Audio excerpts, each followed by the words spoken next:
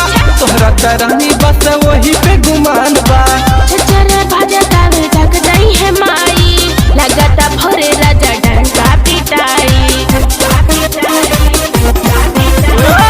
देखी जवानी पानी छोड़त सामान बा तोहरा रानी बस वही पे गुमान बा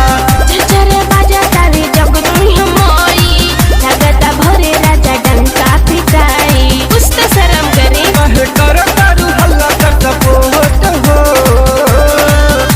सटावा जोनी होठवा से होठ हो राजा लगलावे जगह हाथ चोट हो सटावा जोनी होठवा से होठ हो राजा लगलावे जगह हाथ चोट हो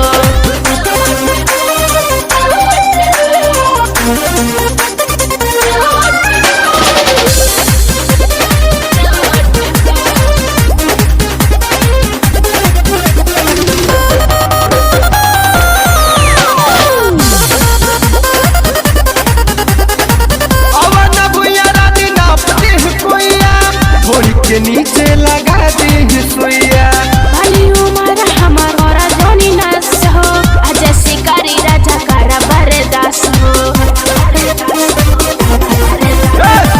अवन भुइया रानी नापती भुइया घोड़ी के नीचे लगा दी सुइया भली उमर हमार और जोनी नस हो अज शिकारी राजा करा बरदास हो निशानी तल ला और मुहवा दिखाई ले लने कहो